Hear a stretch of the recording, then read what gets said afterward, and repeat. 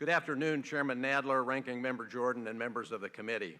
Thank you very much for inviting me to appear today. I was privileged to serve in the Department of Justice under 2 Republican and 1 Democratic president, and I am here because I believe that William Barr poses the greatest threat in my lifetime to our rule of law and to public trust in it. That is because he does not believe in its core principle, that no person is above the law. Instead, since taking office, he has worked to advance his lifelong conviction that the president should hold virtually autocratic powers. That includes immunity from nearly all checks and balances and being able to accord special treatment to himself and his friends. The system that Barr is working to tear down was put in place in the aftermath of the Watergate scandals, which involved extensive government corruption and caused a widespread loss of trust. After Nixon resigned, President Ford's Attorney General Edward Levy acted swiftly to restore trust by supporting reforms to prevent such abuses. These included statutes like FISA, the First Inspector General Act, expansion of FOIA, and the Whistleblower Protection Act. Levy knew that public trust ultimately depended on people believing that ours is a government of laws and not men, in which no person is above the law. That had special significance for the Department of Justice, whose work he saw imbued with a judicial nature. Its awesome powers demanded transparent and orderly decision-making processes subject to review at multiple levels and free from improper personal considerations or political interference. Levy emphasized the critical role of a dedicated professional staff who would bring zeal and determination and a great concern for fairness and impartiality. This vision has been an inspiration to generations of department lawyers. Bill Barr's service since last February has been a root and branch attack on Edward Levy's vision and reforms. Indeed, on the very idea that no person is above the law. Barr has sought to give the president nearly unlimited powers by negating or overriding many independent processes that operate as important checks on executive branch action.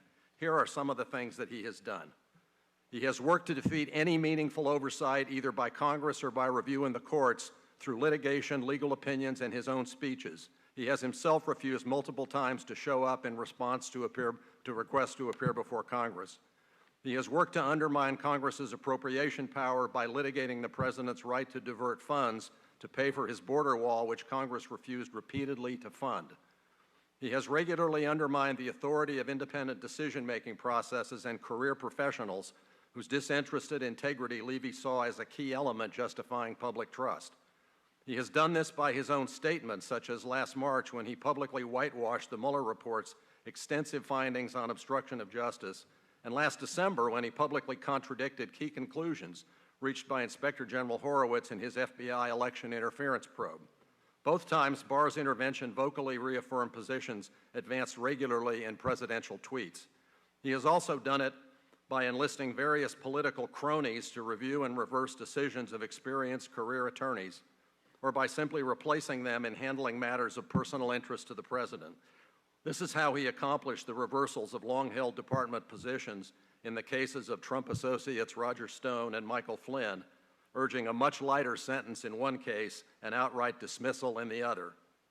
In a number of other matters, such as the intake of information from Rudy Giuliani and investigation of unmasking requests during the Obama administration, Barr has set aside certain subject matter to be handled by people in his political inner circle rather than by career officials who would deal with them in ordinary course.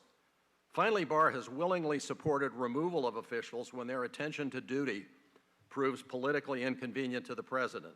The treatment of U.S. Attorneys Jesse Liu here in the District of Columbia and of Jeffrey Berman in New York last Friday are 2 blatant examples. So is his standing by and voicing support as Trump, during April and May of this year, has removed 5 inspectors general who have long served as an important check on executive branch corruption.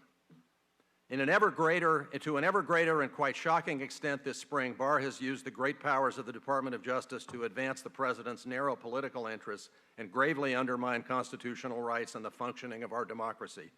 Consider his apparent role in overseeing law enforcement action on June 1 to deny the right of peaceful protest in Lafayette Park, or the plainly frivolous motion filed last Friday to deny and denied 1 day later to enjoin publication of John Bolton's book for disclosing facts embarrassing to the president.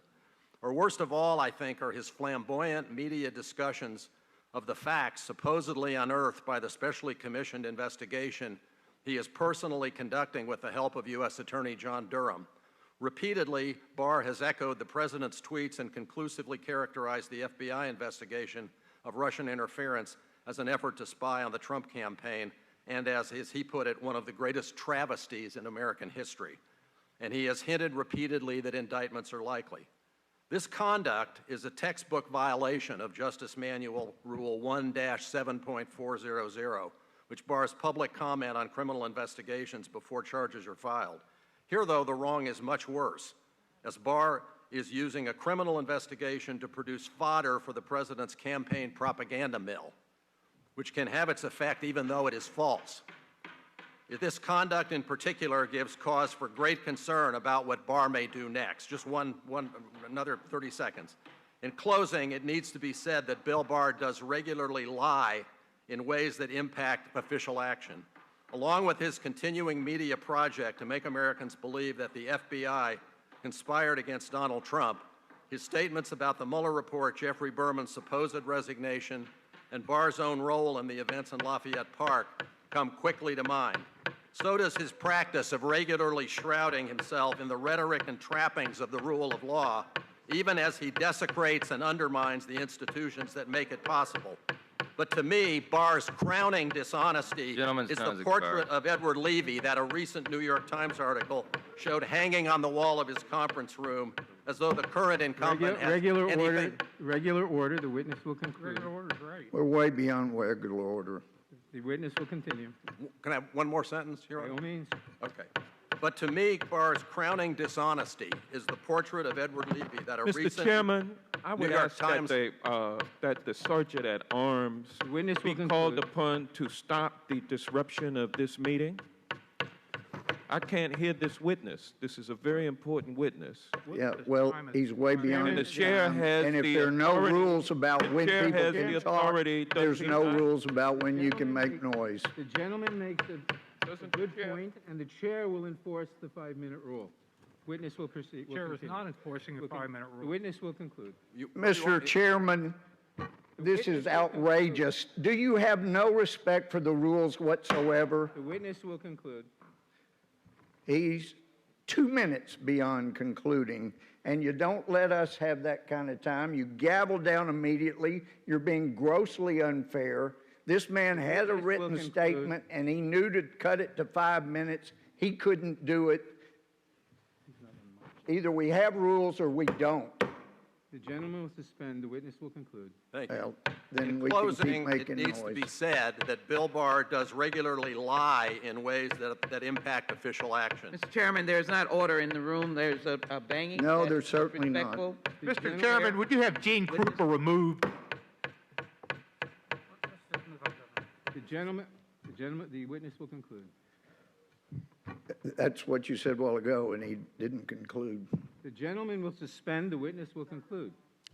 So I guess the last thing I want to sum up with, I've said all the rest of this, but the last point I'd like to make is that I think his crowning dishonesty in the face of what he is doing to the Justice Department is the picture that I saw in the New York Times a few weeks ago, a portrait of Edward Levy on the wall of his conference room, as though the current incumbent has anything but disdain for the beliefs and achievements of his predecessor. Thank you, Your Honor. Thank you. Mr. Chairman, I have a parliamentary inquiry. Gentleman will state his parliamentary inquiry. Is it not appropriate for the chair to exercise discretion in extending the 5-minute rule as the chair sees fit? It certainly is appropriate. And is it authorized under the rules of this committee? It certainly is authorized under the rules of this committee. Well, then, cannot the chair call in the sergeant at arms to maintain order when a member of this panel is out of order and disrupts We'll the move meeting? on to the next witness. Parliamentary inquiry, Mr. Chairman. Mr. Elias. Parliamentary inquiry, Mr. Chairman. Mr. Elias. Parliamentary inquiry, Mr. Chairman. Mr. Elias. Parliamentary point of order, Mr. Chairman. There is no point of order. How do you know I've not said one? Here we go The again. gentleman is completely out of order, Mr. The Chairman. gentleman will state his point of order. Point of order is according to the House rules, a House chairman cannot capriciously determine the 5-minute rule at the whim of what he wants. It has to be fairly and impartially applied. That is the spirit of the House rules, and that is not what has happened.